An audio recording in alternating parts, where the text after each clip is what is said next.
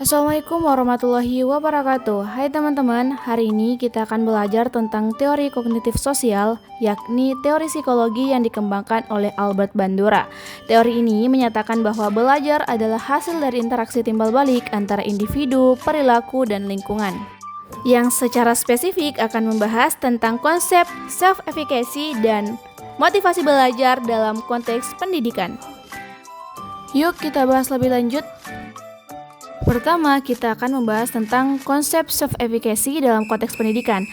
Albert Bandura melalui social cognitive theory menegaskan bahwa perilaku manusia dipengaruhi oleh interaksi timbal balik antara faktor personal, lingkungan, dan perilaku atau reciprocal determinism.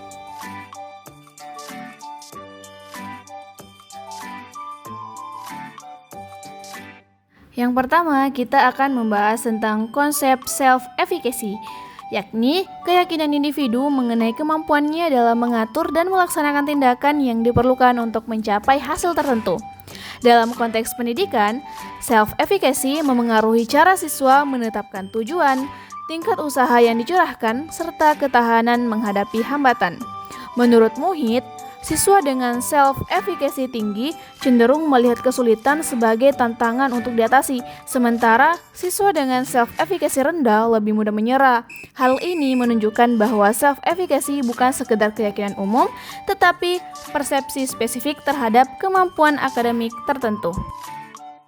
Yang kedua, kita akan membahas tentang konsep motivasi belajar. Motivasi belajar merupakan dorongan yang membuat siswa mau, mampu, dan terus-menerus berusaha untuk mencapai tujuan akademik. Dalam teori kognitif sosial, motivasi dipandang sebagai hasil interaksi antara faktor personal meliputi tujuan, harapan, dan keyakinan, kemudian faktor lingkungan yang meliputi dukungan sosial dan fasilitas belajar, dan tentunya perilaku aktual siswa. Nah, motivasi belajar sendiri terbagi menjadi dua nih. Yang pertama, motivasi intrinsik adalah motivasi yang muncul dari dalam diri siswa, misalnya rasa ingin tahu, minat pribadi, ataupun kebutuhan aktualisasi diri. Yang kedua, motivasi ekstrinsik adalah motivasi yang dipengaruhi faktor luar seperti nilai, penghargaan, maupun pengakuan sosial. Baik, di sini kita akan membahas tentang hubungan self-efficacy dan motivasi belajar dalam meningkatkan prestasi akademik. Self-efficacy dan motivasi belajar memiliki hubungan yang saling memperkuat. Ketika siswa memiliki self-efficacy tinggi, mereka lebih berani mencoba, lebih tekun, dan lebih percaya diri dalam menghadapi tantangan. Sebaliknya, motivasi belajar yang kuat akan mendorong siswa untuk berusaha lebih keras, yang pada gilirannya meningkatkan keyakinan diri mereka. Penelitian Nurdianto, Darwis, dan Utomo 2004 menunjukkan bahwa motivasi berpengaruh pada self-efficacy melalui self-regulated learning atau SRL. Jadi, motivasi bukan hanya mendorong usaha belajar, tetapi juga memperkuat keyakinan diri siswa yang berkontribusi pada prestasi akademik.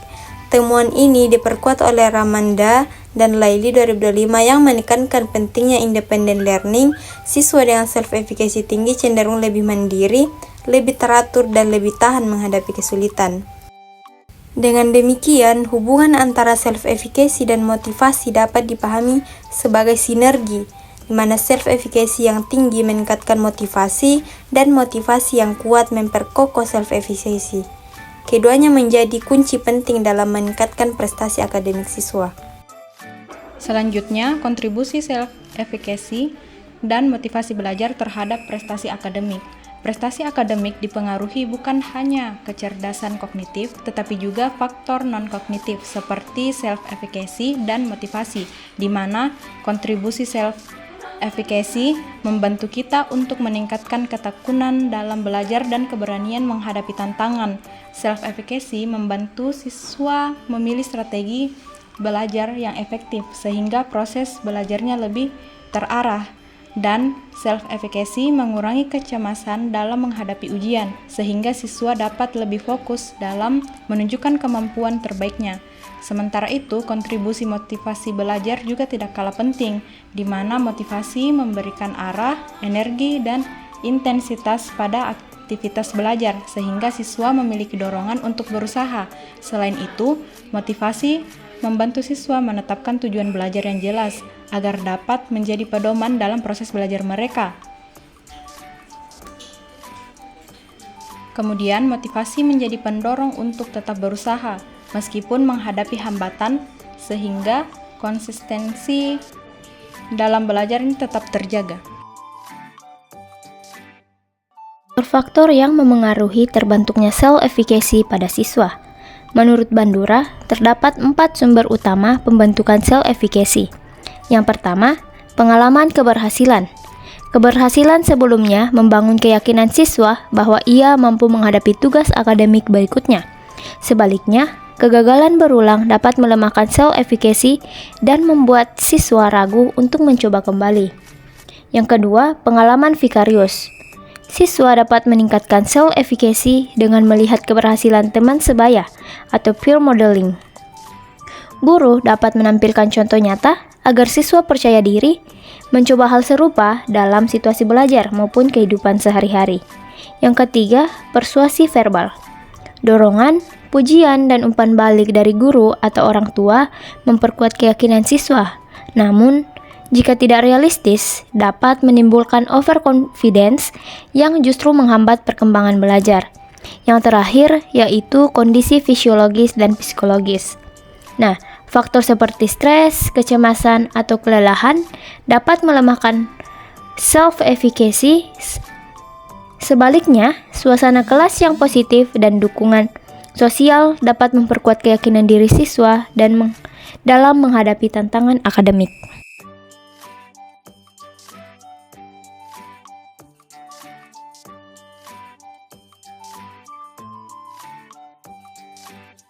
Kekurangan teori kognitif sosial Bandura.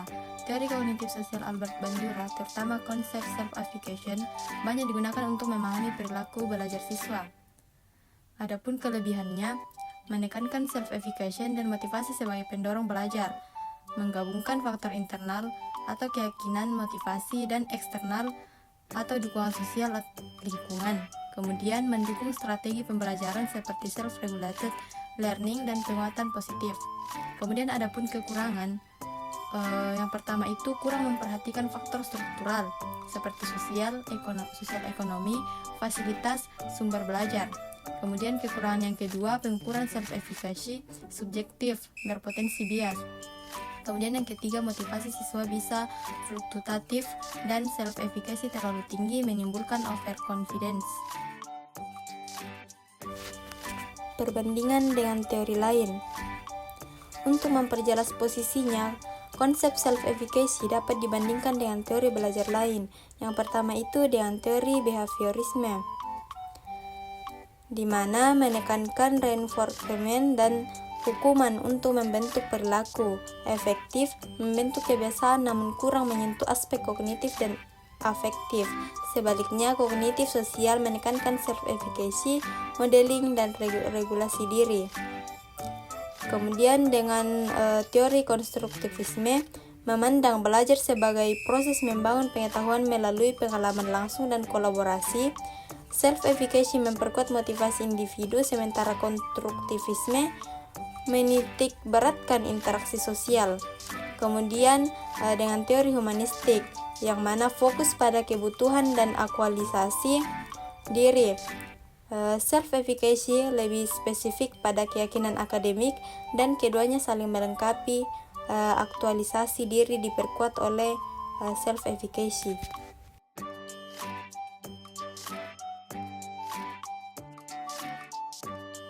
Strategi pembelajaran yang sesuai dengan self-efficacy dan motivasi belajar. Nah, guru dapat menerapkan sejumlah strategi untuk mengoptimalkan self-efficacy dan motivasi belajar siswa. Dengan cara yang pertama, yaitu pembelajaran diferensiasi, yaitu menyesuaikan materi, metode, dan tingkat kesulitan sesuai gaya belajar. kemampuan, dan kebutuhan masing-masing siswa, sehingga semua siswa dapat memahami materi dengan lebih efektif. Yang kedua, scaffolding, yang dimana memberikan bantuan secara bertahap, mulai dari panduan penuh hingga siswa mampu menyelesaikan tugas secara mandiri untuk membangun kepercayaan diri dan kompetensi. Yang ketiga, modeling. Guru atau teman sebaya menjadi contoh sukses yang dapat ditiru atau peer modeling, sehingga siswa termotivasi mencoba dan meniru strategi belajar yang efektif. Yang keempat, penguatan positif dan feedback konstruktif. Memberikan apresiasi atas usaha, proses, dan pencapaian siswa, bukan hanya hasil akhir, untuk memperkuat motivasi dan keyakinan diri. Yang terakhir yaitu pengembangan self-regulated learning atau SRL. Nah, di sini guru dapat melatih siswa merencanakan, memantau, dan mengevaluasi pembelajaran mereka sendiri, sehingga mereka menjadi pembelajar mandiri dan bertanggung jawab atas perkembangan akademiknya.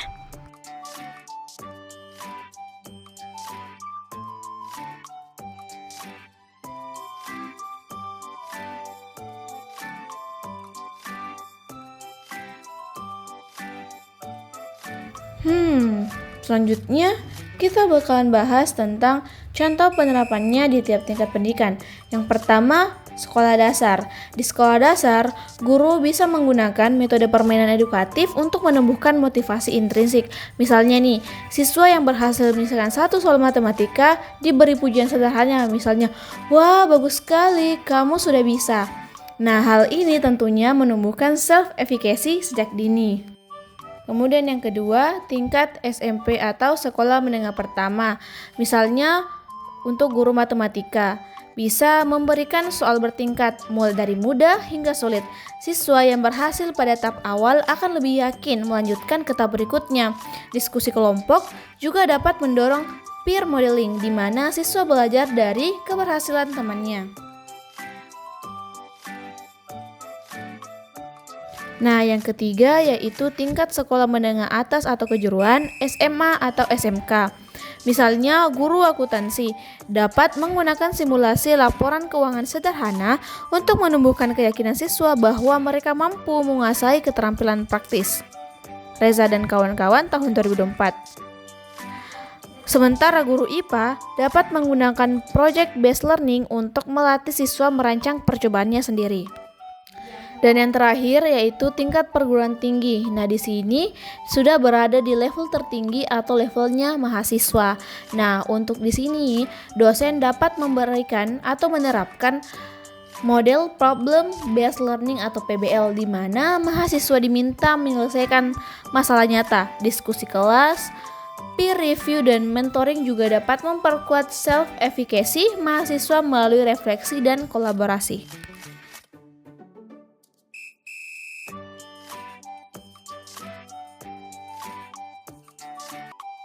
Agar self-efficacy dan motivasi belajar siswa berkembang secara optimal, diperlukan strategi pembelajaran yang tepat. Dalam hal ini, guru berperan penting melalui penerapan berbagai metode, di antaranya yang pertama, metode kolaborasi, di mana siswa belajar dalam kelompok kecil. Mereka bekerja sama untuk memahami materi dan saling membantu. Kolaborasi ini menumbuhkan rasa percaya diri karena siswa melihat bahwa dirinya juga berkontribusi dalam kelompok. Yang kedua, metode reflektif, di mana siswa diajak untuk mengevaluasi proses belajar mereka sendiri, misalnya melalui jurnal atau portofolio. Refleksi membantu siswa menyadari kemajuan yang telah mereka capai, sehingga menumbuhkan keyakinan diri dan motivasi intrinsik. Yang ketiga, metode berbasis proyek, di mana siswa belajar melalui pengerjaan proyek nyata. Dengan melihat hasil kerja yang konkret, self-efficacy siswa ini dapat meningkat dan motivasi bertambah karena mereka merasa pembelajaran relevan dengan kehidupan nyata. Yang keempat, metode hybrid, di mana menggabungkan pembelajaran tatap muka dengan pembelajaran daring, sehingga siswa memiliki variasi pengalaman dalam belajar yang lebih fleksibel dan bisa belajar mandiri sesuai pola mereka. Yang terakhir, coaching dan mentoring, di mana guru berperan sebagai pembimbing yang memberi arahan personal. Melalui bimbingan ini, siswa yang awalnya ragu bisa lebih percaya diri karena mendapat dukungan langsung. Jadi setiap metode ini bukan hanya meningkatkan pemahaman akademik, tetapi juga membangun keyakinan diri dan menjaga motivasi belajar siswa. Nah, dari bahasan tadi, tentunya kita sudah bisa tahu bagaimana dan apa itu teori kognisi sosial yang dikemukakan oleh Arthur Bandura yang menekankan pentingnya self-efficacy dan motivasi belajar dalam pendidikan, yang mana keduanya tentu saling melengkapi dan berperan penting dalam membangun prestasi siswa. Namun, meski keduanya bermanfaat, teori ini tentu memiliki kelemahan dan kekurangannya sendiri, dan kita bisa menerapkannya menggunakan beberapa strategi seperti scaffolding, modeling, penguatan positif, serta self-regulated learning yang dapat diterapkan sesuai jenjang pendidikan untuk menjadikannya sebagai pembelajaran yang lebih efektif dan bermakna.